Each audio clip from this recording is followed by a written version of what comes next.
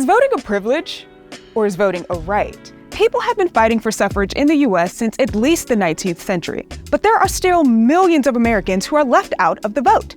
And many of them have one thing in common: a felony conviction. My wife ran for office in 2016. We had a mock election at an event, and I remember somebody approaching me saying, "Man, I know you can't wait to vote for your wife." And that's when it really, truly sunk in for me.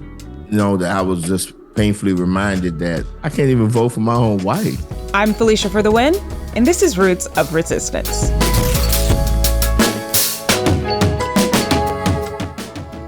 Today, felony disenfranchisement laws can affect anyone with a felony conviction who lives in a state with restrictions. And these restrictions vary widely. In some states, you only lose voting rights while incarcerated. In some, it carries over through parole and probation. And in others, the right to vote will only be reinstated after a governor's pardon, depending on the crime. But the complexity of these laws doesn't end there. Once they've done their time, not only is the formerly incarcerated person dealing with probation and parole, there's also a web of fines and fees that can also hamper the ability to vote. There is no greater indicator of citizenship than really being able to vote, right? But when you think about the power of it, right, it's not only a declaration of citizenship, it's actually a declaration of personhood and your place in society. That's Desmond Meade, who, in 2004, was released from prison after serving time for possession of a firearm with a previous felony conviction. At the time of his release, he was still struggling with addiction and depression.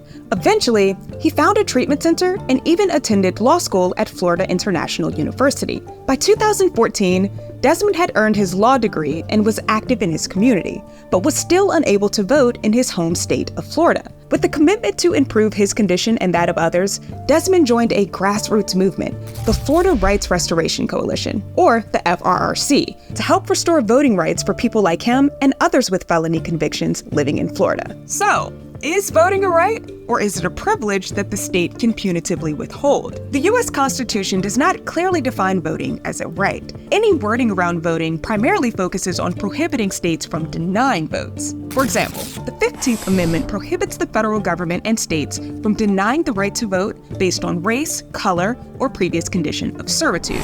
The 19th Amendment has similar wording. It prohibits states from denying the vote based on gender. In colonial North America, voting rights were directly linked to moral standing in society. The early colonies would remove voting access for moral violations like drunkenness, bastardry, and fornication. In addition to removing voting privileges, those who violated the moral or criminal code received permanent marks on their bodies, preventing them from moving to a new area and starting fresh. And in the early colonial era, many crimes, such as murder and treason, were punishable by death. Of course, the stakes were different back when voting rights were only granted to a few white men who owned land. The practice of disenfranchisement gained its foothold in American society during the Reconstruction era. When the Civil War ended, former Confederate states were required to accept the 14th and 15th Amendment, which expanded voting rights for formerly enslaved black men. However, each of these amendments left huge loopholes that former Confederate states exploited to control the demographics of eligible voters. For example, requirements like poll taxes and literacy tests to bar poor and uneducated voters. And that's when almost all of the former Confederate states expanded the list of crimes that were considered felonies and passed laws removing the right to vote from anyone with a felony conviction. Like in 1876, when Virginia expanded its felony disenfranchisement law to include crimes that black citizens could be easily convicted of. For example, petty theft. When coupled with black codes and Jim Crow laws, which limited black Americans' movement through society, expanded felony laws created a system in which black people were charged with felonies at a higher rate. When you cannot show up to vote on a day that is convenient when you don't have to work, that is a failure of democracy. That's privilege. When you cannot get assistance at the polls because of age or any kind of needs that you might have, especially like ADA compliance things, that is a matter of privilege.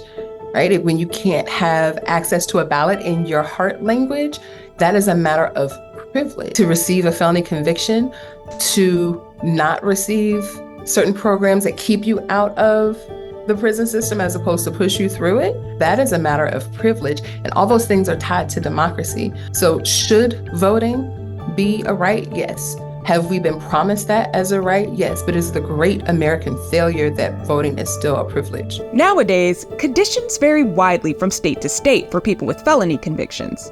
For example, in Maine and Vermont, there are no restrictions. In fact, people with felonies can vote from prison. In Florida, though, things are a little more complicated. In 2018, the FRRC created, and with the help of others, passed Amendment 4 into the Florida Constitution. This amendment stated that people convicted of nonviolent felonies could vote after they completed probation and parole. This historic change took 7 years of constant work. However, after it was passed, the legislature made an addition, mandating that all fines and fees be paid before a returning citizen with a felony conviction could actually vote. And this is where things get really complex. Florida's laws can cause individuals with a felony conviction to accumulate more felonies, even after serving their time. Let's look at a hypothetical. A woman from Orange County, Florida writes a bad check, over $150 at a grocery store. She's convicted of a felony and serves 1 year in prison. After her release, she moves from Orange County to Osceola County and wants to vote.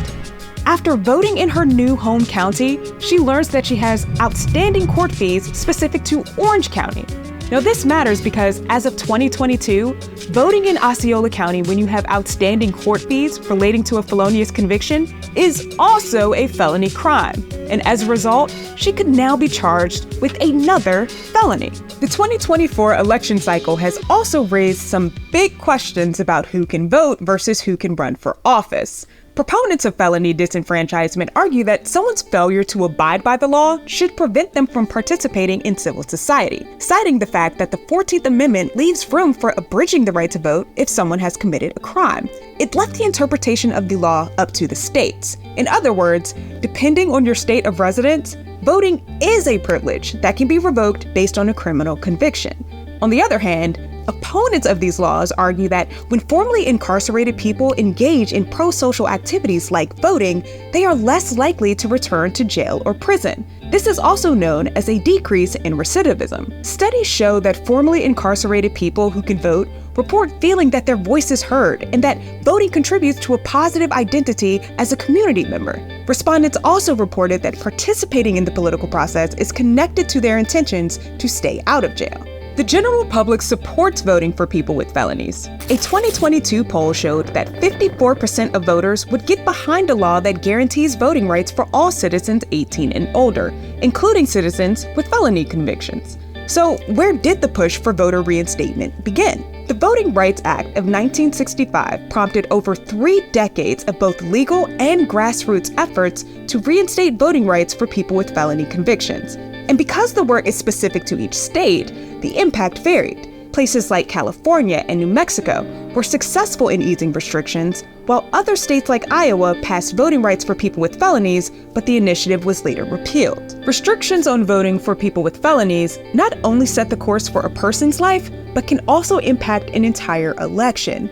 In 2000, Republican officials alleged that thousands of people with felony records in Florida were illegally registered to vote and needed to be removed from the U.S. presidential election count. But the purge list was inaccurate. 44% of those on the list were African Americans, even though they only made up 11% of voters in the state. And after the 2000 election, Florida conceded that 12,000 eligible voters had been wrongly labeled as ex-felons and were barred from voting. And George W. Bush's margin of victory over Al Gore was a mere 537 votes. But make no mistake, it's not just African Americans who are affected by these laws. Other racial groups are hit hard too. Latine and Native American communities face significant disenfranchisement in some states, worsening racial inequality. So why is Florida such a critical story in rights restoration? The answer lies in Amendment 4. Before it passed, Florida had some of the harshest voting restrictions, requiring those with felony convictions to petition the Clemency Board to regain their voting rights. Florida alone accounted for a staggering quarter of all Americans disenfranchised due to felony convictions. Democracy needs all voices for all perspectives from all walks of life. And so what Amendment 4 did was created a pathway for people with felony convictions to be able to vote again without them having to go beg a governor for clemency or to go grovel at the knees of politicians. Once a person has served their time or completed their sentence, they should have the right to vote automatically restored. And Amendment 4 did just that. Amendment 4 is a big step for supporters of voting reenfranchisement, but there are still barriers in place. And this brings us back to the fines and the fees, which might sound like some dry administrative measure, but is actually deeply impactful. Once someone has completed probation and parole, they might expect that they can vote. However, as we saw in our hypothetical situation earlier, fines can be prohibitive. Scores of returning citizens were arrested in the period from 2022 to 2023 after attempting to vote in the 2020 election without realizing that they owed fees. So there are 67 counties in the state of Florida, and none of them have full access to the data from other counties. In a place like Florida where people move across county lines for family and for jobs and for housing, which is increasingly more expensive and less accessible, when you move across county lines, you don't have clear access to the information from the place where you may have received a felony conviction. The only entity that has the data for all 67 counties is the state of Florida. So the governor has taken that data, looked up people who did not have the information that they needed to see that they weren't quite eligible yet because of fines and fees, and has said, we're going to go after you, and did. The next step in the FRRC's work is the Fines and Fees program. By raising millions of dollars, the program pays off outstanding court costs for eligible applicants, allowing many to vote for the first time and contribute to their communities. We're people first, to get people to see our humanity in spite of our mistakes. And when we get people to realize that our community, our democracy, becomes better when we include more people, that everybody gains from that, and understand that basic concept that a rising tide lifts all boats, I think that they'll be more inspired to continue down that track. So, is voting a privilege or a right? Some experts in the field believe that if you break the law, you should not have a say in who upholds the law. Other activists in the space believe that you should still have the citizenship right of voting, even if you have made a mistake. But what do you think? Let us know in the comments. I'm Felecia for the win, and this is Roots of Resistance.